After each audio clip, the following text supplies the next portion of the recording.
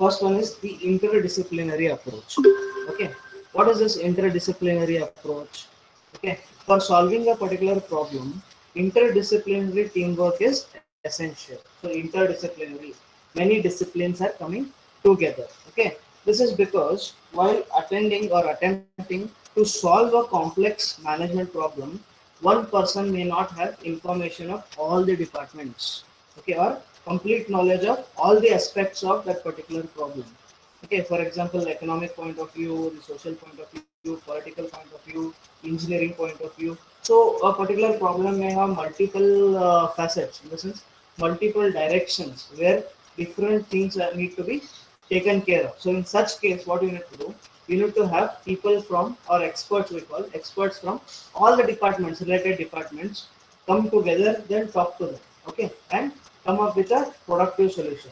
Why I'm telling this is, like, if you come up with a solution not considering one of the departments, then it may adversely affect that department. So as an expert from that particular department, when he is there with you can talk to him and so find out his problems, okay, as well as the solution that will being given by that particular person. Similarly, people from all the other departments as well.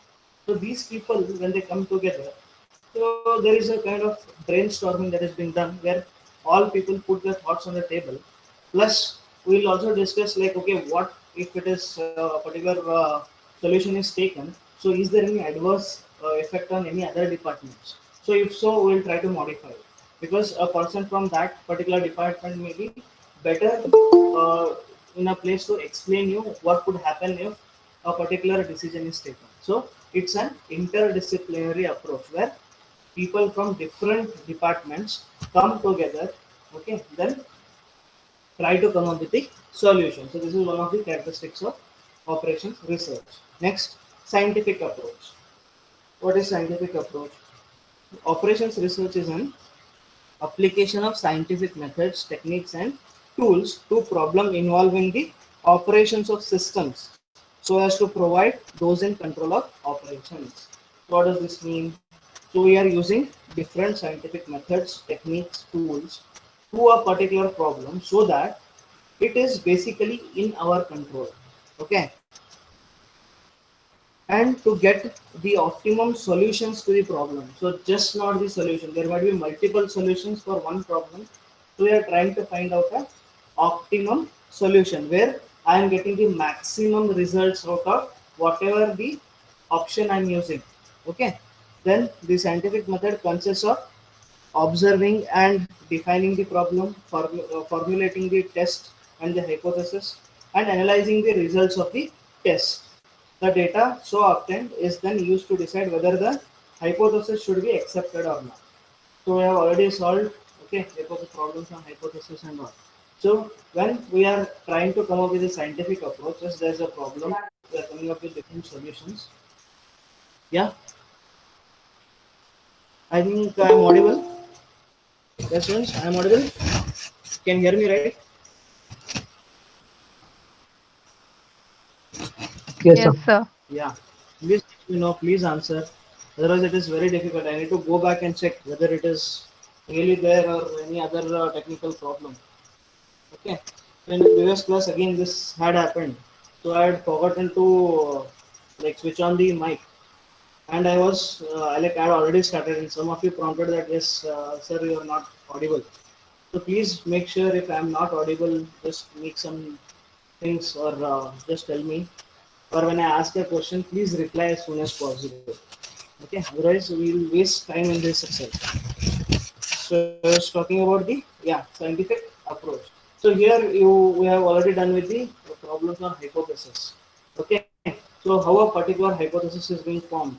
So there were also problems, right? So when a particular problem was stated to you, we had come up with two different hypothesis, that is alternate hypothesis and the null hypothesis. Then we had a test. Then based on the results, we made sure that whether we need to accept the null hypothesis or reject the null hypothesis. So counter to that, to accept alternate hypothesis or to reject the alternate hypothesis. So this is one of the method where it is used in the scientific approach. Okay, next is holistic approach. So what is holistic approach? So Holistic approach in the sense, so we are taking into consideration everything related to that.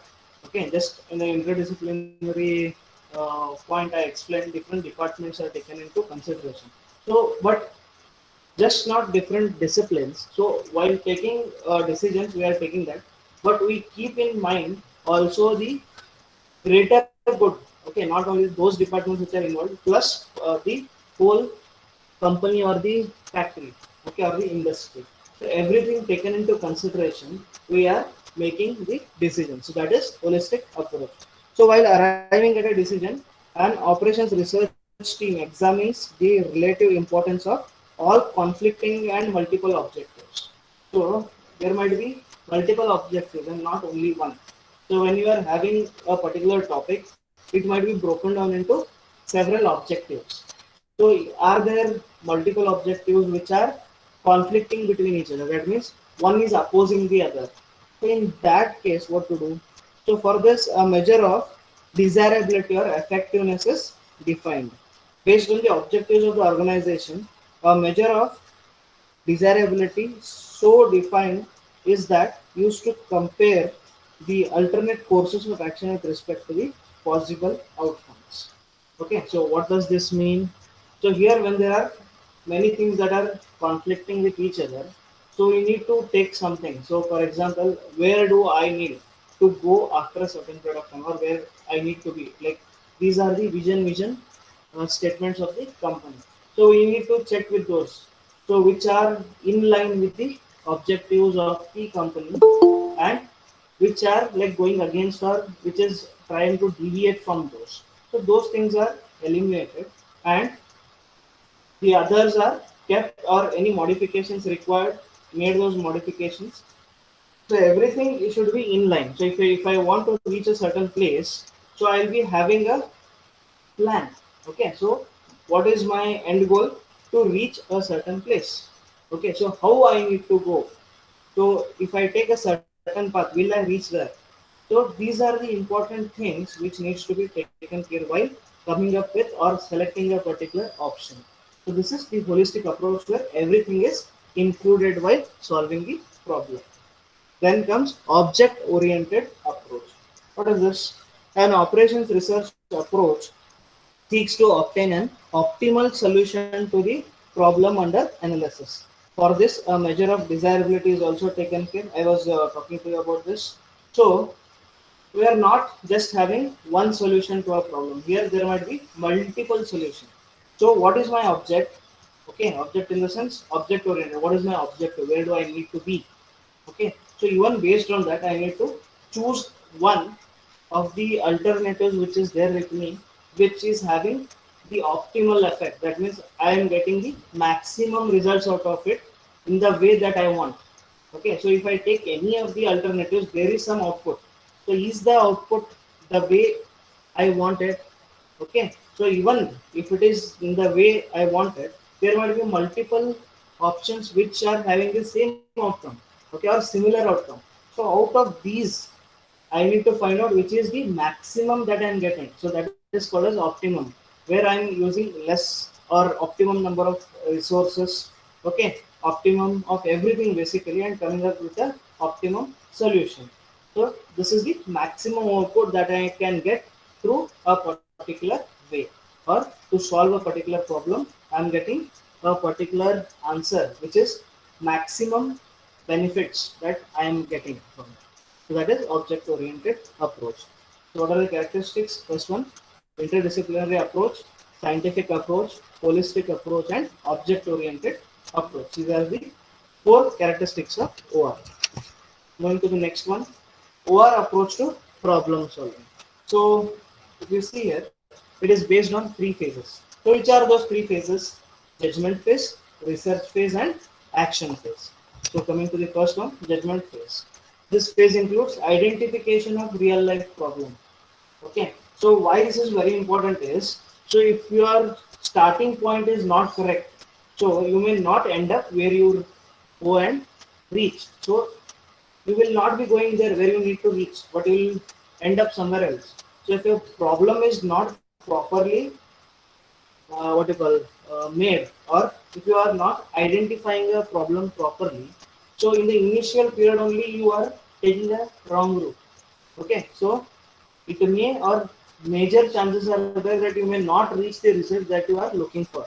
So identification of the real problem is very much important. Then selection of an appropriate objective and the values of various variables related to this objective. Okay, so to reach that particular goal or to solve a particular problem, I need to have some objectives in between. Okay, and if I have objectives, so I need something to test or something to know, or where I can make changes and find out which is right or wrong. So those are called as variables. So again, to choose a right kind of variables is also important. So if you are looking at sales, okay, then you are taking the quality. Okay, it may or may not have a effect on sales, but is it really and factor which is like driving the sales or no? Okay, or the pricing of a particular product. Okay, as is the price having an effect on the sales of a particular product? Okay, this might be one more variable. Or is the competitor product better than mine? Okay, or better priced than mine, or is having a better quality than mine, or he is having a better marketing plan than mine. Okay, just as an example I'm telling, these are all the variables.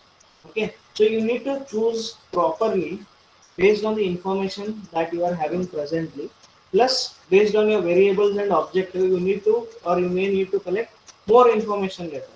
Okay, then application of appropriate scale of measurement. Okay, so what is this application of appropriate scale of measurement? So there are different ways of measuring or different ways of measurement. So this you will be learning in research methodology RM in this particular semester only. Okay, so what are the different scales of measurement? So you need to use the correct way of measurement. So I can tell, okay, rate this particular variable or rate the quality of the product from 1 to 10. Okay, so this is a way of evaluating or way of measurement. Then there is something called as Likert scale. So again, we will be learning it in that particular subject. Likert scale, we are having 5 points or 7 points, where the center one is neutral, and on one side we are having the positive points, and on the other side we are having the negative points. Like for example, satisfaction. So how satisfied are you using my product? So center, if I am having a 5-point scale, at the center, that is 1, 2, 3, 4, 5. The center would be 3. 3 would be neutral. Okay. 4 would be satisfied. 5 would be highly satisfied. Okay. Now coming to 1 and 2. So the one that is very near to the center 3 is 2. So 2 is not satisfied. Center is neutral, satisfied, highly satisfied. This side. Not satisfied or highly not satisfied, something like this. So these are some of the scales. Okay, so again in terms of quality you would say neutral, good and best, bad and worst on the other side. So it will start with worst, bad, neutral, good and best. So these are 5 scale rating scale basically, where you can pick one of the things what you feel about the question. Okay, so this is kind of scale basically, where it is used to measure some of the parameters. So we need to decide appropriate scale also. Okay, so example, that is deciding the measures of effectiveness. So how effective is the scale basically if you get the answer in that particular way? So how it will help you, or do you need an answer in a particular way so that it helps your study? Okay, next, formulation of appropriate model of the problem and the abstraction of the essential information. So formulation of appropriate model, what does this mean?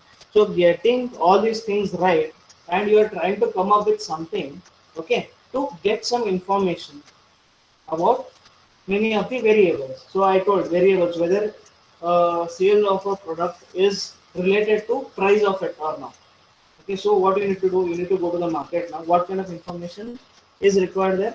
So who are my competitors? Which all products are there in the market which are having a direct competition or indirect competition? Then what are the prices of it? And all the related products, like what is the quantity that is given at that particular price, what is the packaging, what is there any warranty or a guarantee. So all these things matter. So these are some of the things which you need to collect, okay, from the market. So this is called as abstraction of the essential information. So this is the judgment phase where we are important things. What we are doing, we are identifying the real life problem, then various objectives or the right objective plus the various variables related to the objectives are found out, then appropriate scale of measurement is involved or has to be employed, and at the last formulation of a model, okay, of the problem where we are basically getting essential information out of whatever you think the problem might be. Okay, so this is the judgment phase. Next comes research phase. So what is research phase? This phase utilizes the observations and the data collected for a better understanding of the problem. Now, like the previous stage, I gave you an example of sales and price.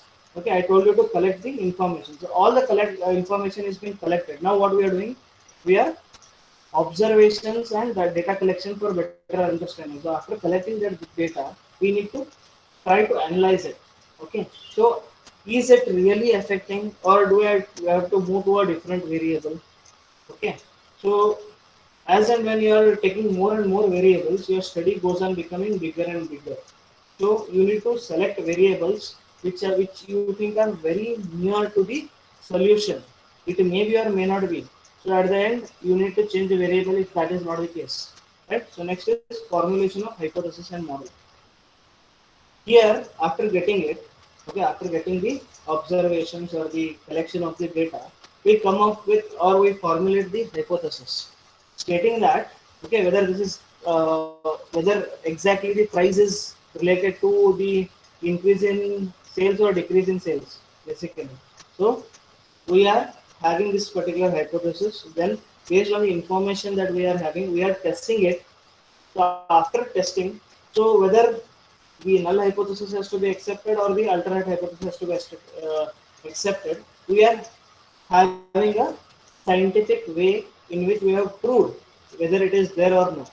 If yes, well and good, do it. Otherwise, like change the pricing or try to work on it.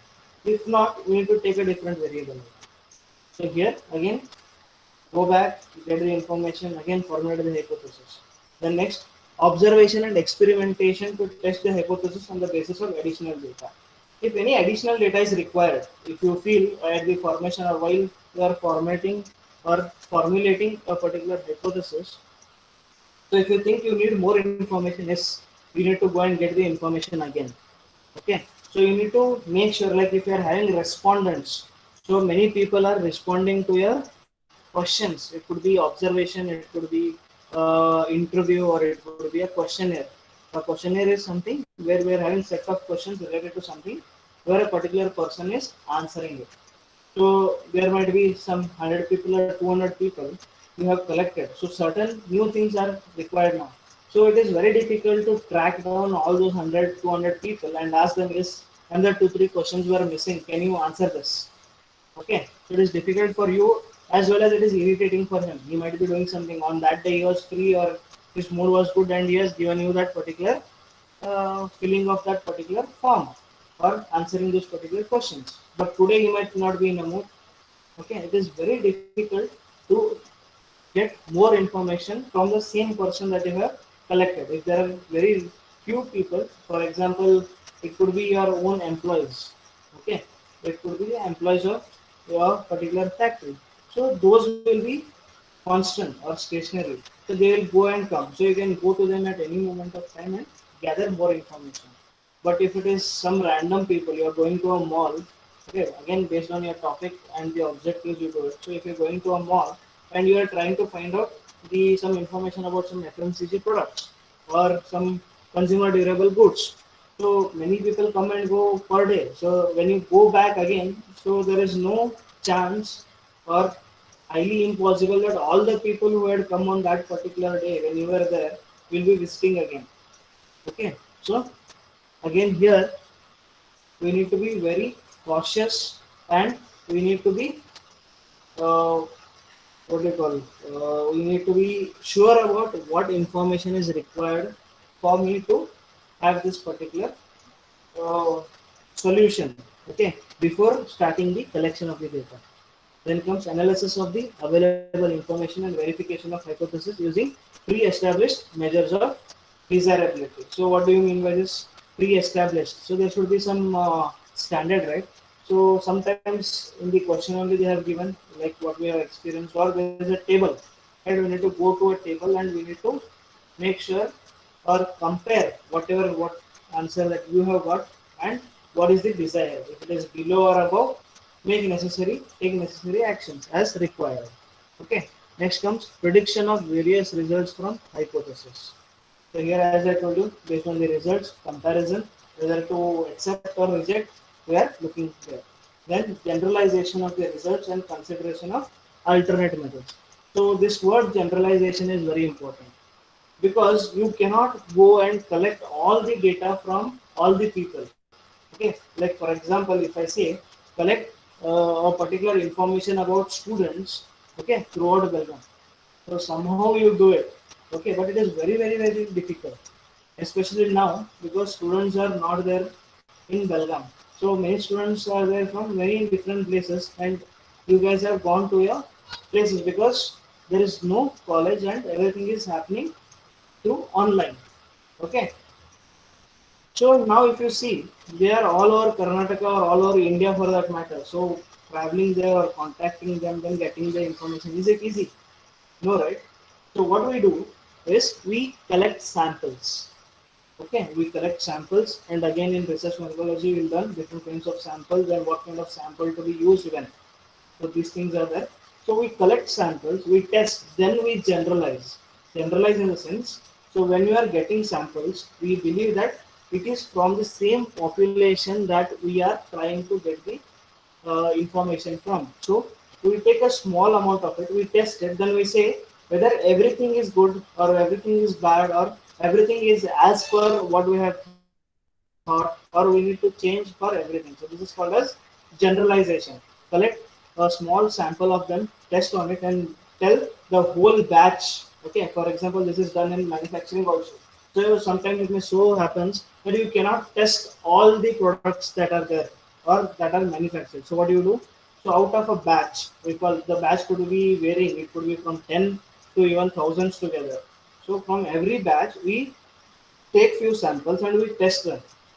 Then based on the results, we generalize whether this batch that we have produced is good or not, or we need to discard it. We need to go up with a new batch, or can I send it to the market or not?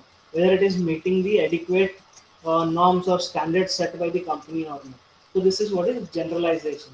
A sample is taken, tested it, then it is generalized throughout the population. Okay. So as I gave the example of that batch, so the whole quantity in the batch is the population. So we cannot test the whole. So we take certain samples, we test it, then we make sure or we come up with an argument that the whole of batch is something.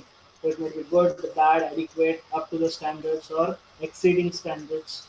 So has to be moved to the can be moved to the market or has to be scrapped.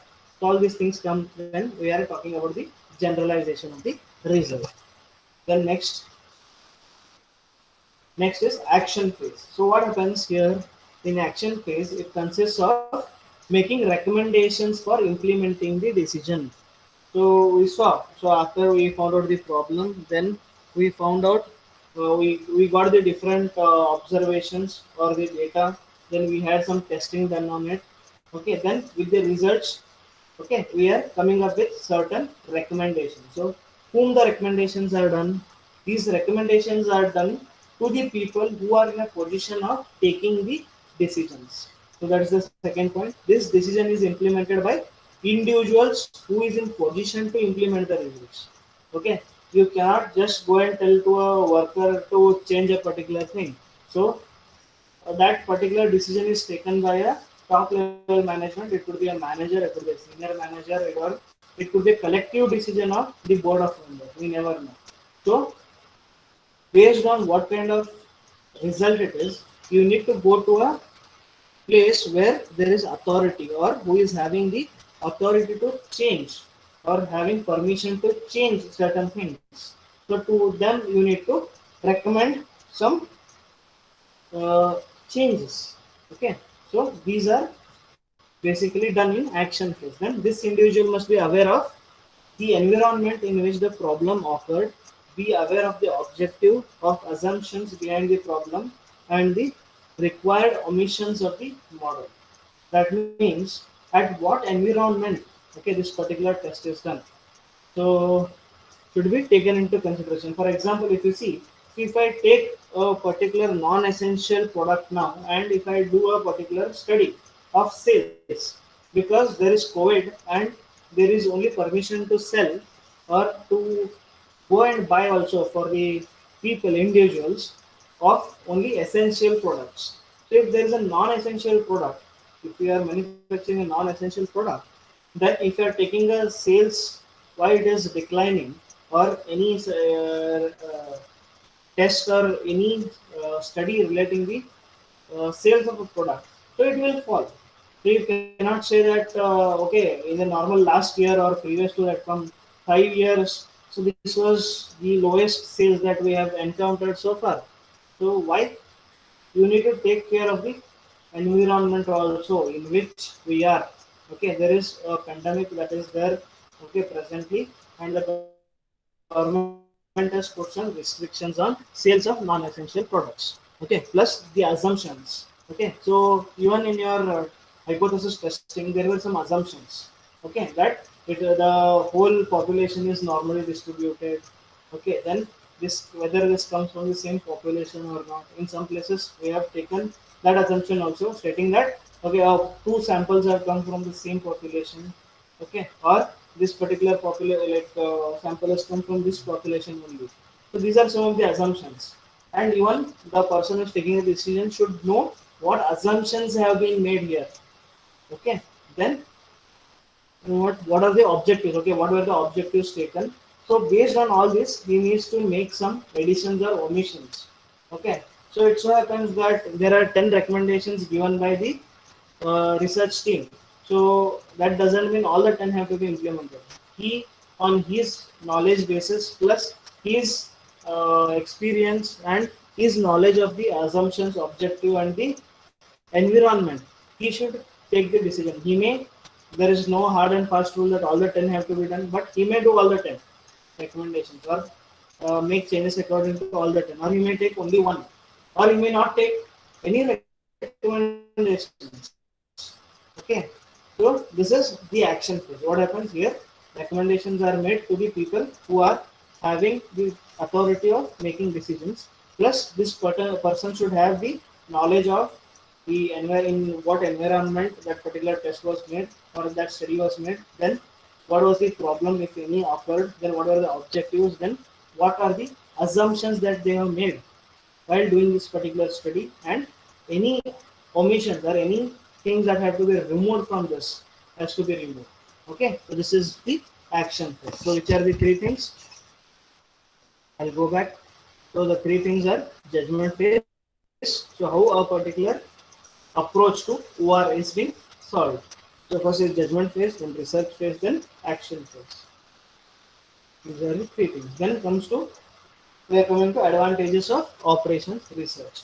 So as I already told you, anything that comes in the market will be having, or anything that is there will have some advantages and disadvantages. So it could be even you and me. There are some advantages of me and there are some disadvantages also. So similarly, when somebody is looking at you, they may find some advantages and disadvantages. So similarly, so as and when it is being helping the people or the businesses to take decisions, there are some advantages and there are some limitations of operations research also. So what is first one? Enhanced productivity. So as we are taking the informed decision, we are collecting the data, we are having a proper research, then coming up with the result, or then coming up with the proper steps to change something in a process or anything. So we are increasing the productivity, we are enhancing the productivity using the operations research. Then linear programming. Okay, so this is one of the methods where to choose a particular right option from not right, optimum option from a set of available options. Okay, this is linear programming, and this is the second module which we are learning, that is linear programming. Here also again we will be having, or we are met with different solutions to a problem. Okay, as a researcher, as a person who is taking a decision, you need to make sure which one I need to take to have the maximum impact in the way I want it. So that is the linear programming. Then comes improved coordination. So in the characteristics we saw, so it is an interdisciplinary thing. So what happens here? There is an improved coordination between all the departments of the company or a firm. Why? Because all are being involved in this particular solving of a problem, and each team or each department knows what is their work to be done and when it needs to be done. So there is good coordination. We are improving the coordination. So in general, if you ask me, sir, the in a factory all will be coordinated only. So it is not so. Okay. So there are many departments like who are working fine individually, but when it comes to department level, so one department to another, yes, there may or may not be coordination. So when you really go and check into the companies or factories, this is one of the things which the companies try to avoid. But as much as they try to avoid, there will be some or the other things where there will be mismatch or no coordination or non-coordination between different departments. Okay, in a company. So then comes lower risks of failure. As you have already seen multiple solutions that are available to you, you have already seen them and you are picking the right one or picking the optimum one. So there is lower risk of failure. You are trying to reduce the risk of failure because you are choosing the optimum one. Okay, the solution which is optimum for you. So the risk of failure comes down. Then the last one is control on the system. As you have devised everything from scratch, so you know what is being done where, who will be doing what and when. Okay, and how it impacts the solution or the how it impacts the company in the time to come. So what you can do is, so there is a control. So if something changes that you have not taken care of, there is some change that is impacting your process that is not taken care of. You know what and where it affects, so you can make necessary modifications. So everything is in control. Okay, okay. The control of the system is with you or the person who is taking the decision. Okay, because there is a proper study that is being done on each and every level, which leads up to the solution what you are implementing. So we are having a proper control over the system. So these all are the advantages of operations research, which are the enhanced productivity, linear programming, improved coordination, lower risk of failure, okay, control on the system. The next one, limitations of operations research. First one, it is costly. So as we are taking so many things into consideration, we are gathering information from the market. We are trying to find out different variables. Okay, so it is very costly. Okay, as well as it is time consuming. So we need time, right? But time is of a lot of essence. You cannot take all the time in the world. You cannot take 10 years to come up with a solution which is presently there in the organization. So till you get the solution, the organization may have been closed. Okay, so we cannot be very liberal with time. So to do that, we need to employ the experts. To employ the experts, you need to pay more. So it is, the process is very costly. So small firms, it is very difficult for them to employ this particular method. Okay, so they come up with different solutions, but they cannot like go to the big firms or experts, what we call basically, for solving certain kinds of problems. So it is very difficult for small companies. But big companies, they may basically uh, what we call implement this particular thing. Okay, just a second, students. I'm getting a call.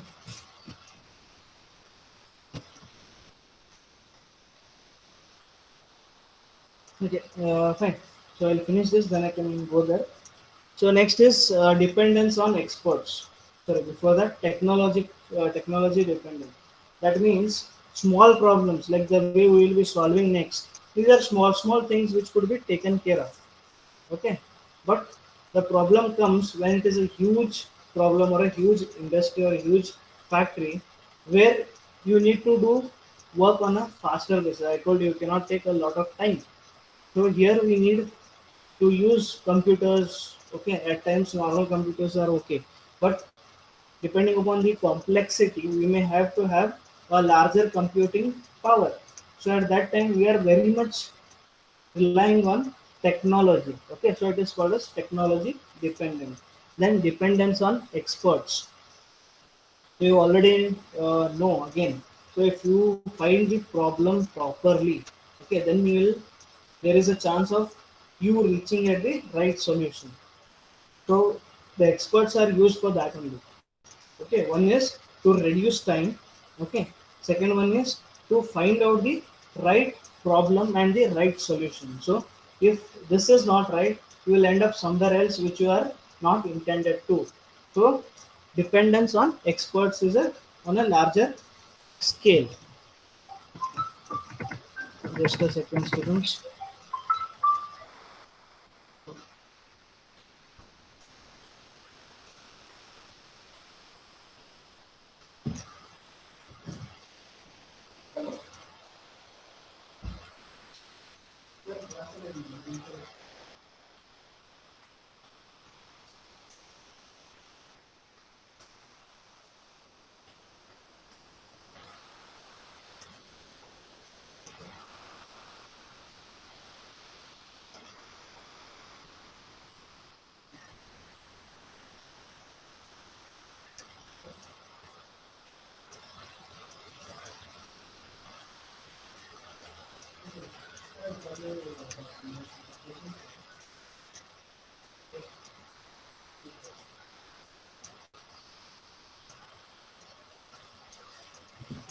Okay, students. Yeah.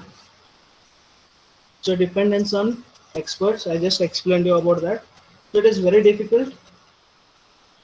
Okay, if experts are not there, it may take a longer period of time, or we may deviate from the uh, deviate from the way which we wanted to, or the way we have to reach, or in the place where we have to reach, basically. So that is dependence on experts. Then is quantifiable factors. Okay, so here we are again looking into numbers or some things which are quantifiable. Okay, there are many things which are not quantifiable. Okay, for example, you can say, okay, 10 hours, if a particular person is working, he needs to like come up with these many products, or he needs to finish these many products. So if a computer or a machine is working, so yes, that can be possible, because it takes same amount of time each and every time to come up with the or finish a particular product. But a person may not do so. He'll get tired. There are so many things. He needs to drink water. He needs to go to washrooms. He needs to eat. So there are so many things or so many parameters. Okay. So many things we may not consider here. Okay. Like for example, he might be tired. Okay. He might be working double shifts. He might not be well. So these are unquantifiable factors. So we cannot quantify this. So we cannot predict also when a particular person falls sick, or he is not able to work. Okay, or he is not in a good mood or something. If a person is in a good mood, he could finish the work very fast. If not, he may take he may take more time to do the same work. Okay, so these are some of the unquantifiable factors which are not included in the calculation of or finding out the solution, basically. Then difficult to implement. Okay, as I told you, there may be many solutions to the same problem. Okay, so there might be many solutions, but even you need to make sure that a particular solution, is it implementable, okay, or is it practically possible. Like the question is, for example, a huge order comes to a company or a factory, okay, and they are not having a particular what we call wait, I better form this. So a huge order comes to a particular company. Like for example, a company is producing some 500 machines a year, and a huge order of 2000 order comes, and they have to supply this in 6 months. So if you calculate everything, it will tell you, okay, you need to produce around 1000 or 1200 products or machines per month. So what is it really possible? They were making 500 a year, then they need to make around 1200 a month. Is it possible? So you need to check on those as well. So even you can make it possible by scaling it up. Means we can employ more number of people, we can employ a bigger facility, we can employ more machines which are producing those particular machines again. So is it possible in that particular moment of time? Okay, so to get that manpower, skilled, unskilled, all kind of peoples are people are required in a factory. Okay, are there those many supervisors available? Okay, do you have that much amount of money to scale it up? And is this particular order on a regular basis? Okay, only once it came and they say, okay, we are done for this particular machine, we don't need more. We are putting so much of money and everything. So is it feasible? So if there are no orders later, again you need to come back to 500 machines a year. So that will not work out with you. So you'll say, okay, no doubt I am losing this order, but I cannot fulfill your order. Okay, so these are some of the difficulties in implementation. It will give you a numbers. Okay, so for example 10 people are there, you need to improve, if it says you need to employ 100 people, so overnight how can you get the rest 90? Is it possible? So that too, if it is unskilled labor you can get somewhere, but if it is skilled labor and you are looking at a particular what you call function or a particular product or a particular process, or a person who is having a knowledge of a particular software, okay, to get 90 people of those overnight, is it possible? No, but number says, okay, employ these many people and your work is done. So this is what operation research does. But you need, as a person who is taking a decision, should make sure whether it is possible or not, whether it is applicable, possible. Okay, then we need to make sure, like, is it for a longer duration of time? If I do all these things, for how long will I have the uh, profits, for example? Okay, so this is difficulty to implement. So what are the limitations? First, it is very costly because of the big process, and it is also time consuming. So you can add it one more number here. So it could be 6. It could be time consuming. Why? We could explain, as it is a huge process. Okay, we need to have a lot of time, where again it is in scarce. So lot of time is not available with us, but it will take time. You need to give it that much time, otherwise you should not go and do such things, right? Next it is technology dependent. As time is a factor, okay, and the calculations are huge, you need to have computer or machines with huge computing power. Then comes dependence on experts. If there are experts, it will be faster, and they have the tendency to pick the right answers or pick the right process basically. Then unquantifiable factors, factors which may not be quantified, like number of sorry, mood of a people, then whether his work could be like replicated every time on the same way. No. Plus whether he is sick or not.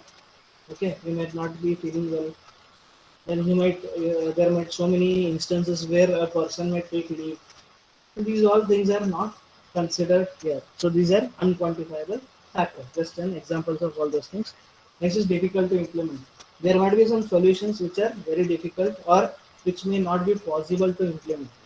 So in that particular case, yes, it is difficult. Some solutions are difficult to implement.